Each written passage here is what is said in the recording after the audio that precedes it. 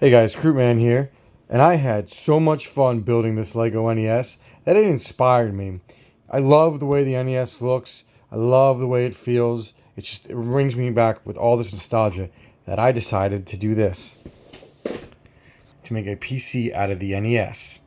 As you can see, it just looks like a normal beat up NES. I got this shell from a buddy of mine who was actually just chucking old parts that he didn't need, and it kind of inspired me, and he said, I'm welcome to have it. So I bought it, and I got bored, and I put a PC in it. So let me go over what's in it, how I did it, and let me crack it open so you guys can see what's inside. Alright, here's what it looks like on the inside, guys. I had to Dremel out a lot of the case to make it fit. I think if I lift it up, you can see it. I had to screw in motherboard standees, and I had to Dremel out the whole bottom of it as well. It looks fragile, but it's not. It's quite stable, especially with the way the motherboard standees are screwed in.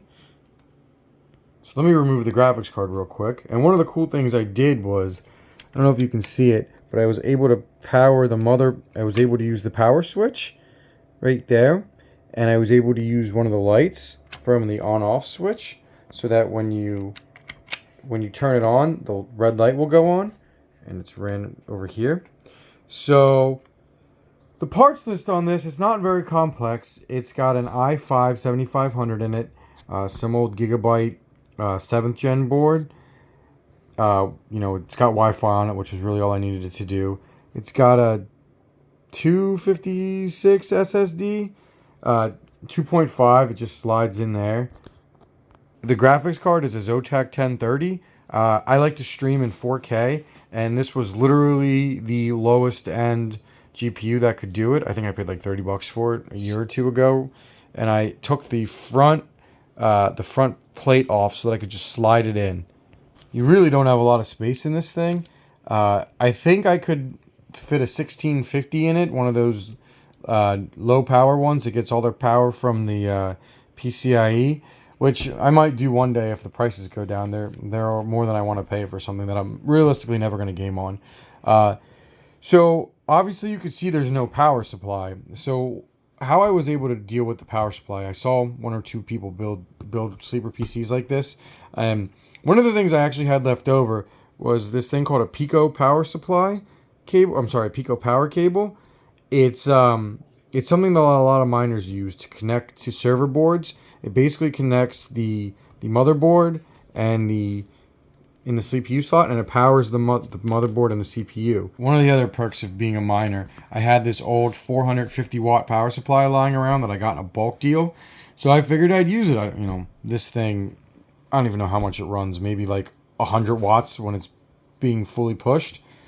So you just take this, you get a breakout board. I got one of these small breakout boards with 6 pins because I don't need it for anything else. The Pico cable is connected right here, and then you literally you connect them and you plug it in and you're good to go. You can't really see it too well on the back, but I drilled out some spots to get the Wi-Fi.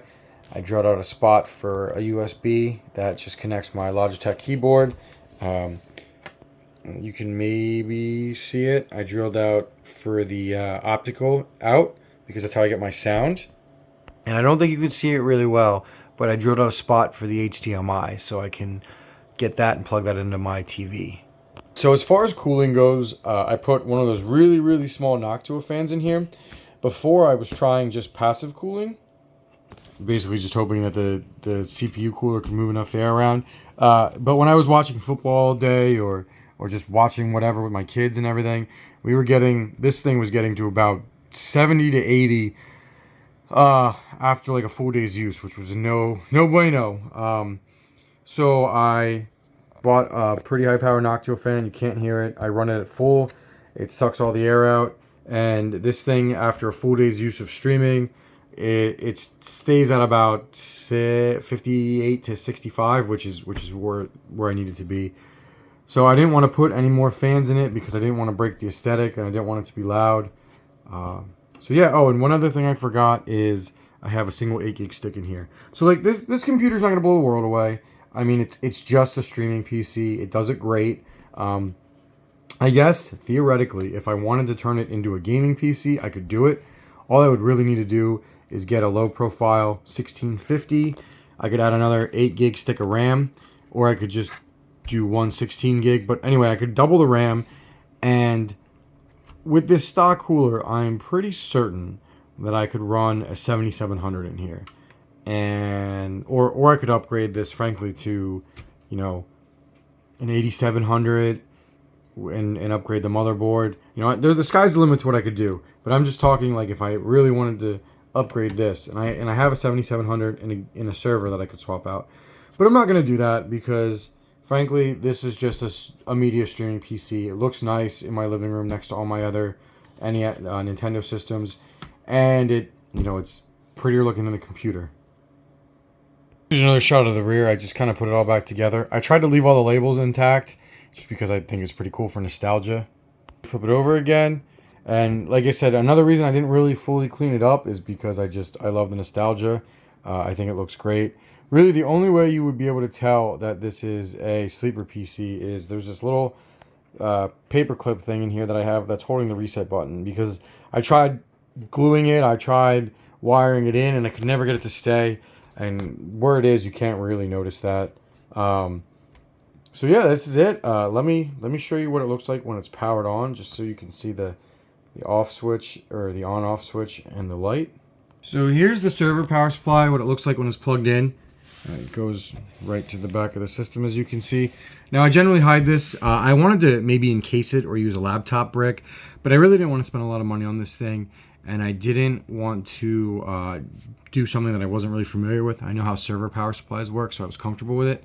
So basically, you just push this button on in the middle, and it shows you that it's on, and it gives you the voltage. And then we're going to go back to the NES, and when you want to turn it on. So yeah, here you can see it running. Obviously, I got the wires fixed. I keep the wires loose because it's easier to take the PC apart if I need to. So yeah, I hope you guys like this content. I really enjoyed making this, and like I said before, you could easily turn this into a gaming PC if you wanted to. How high end you want to make it just depends on the GPU you can get, whether it'll fit or not. So, you know, again, I hope you enjoyed this. Please like and subscribe for more content like this. I love bringing you guys some stuff like this. And if you'd like more sleeper builds or anything of the like, please post it in the comments. Croupman out.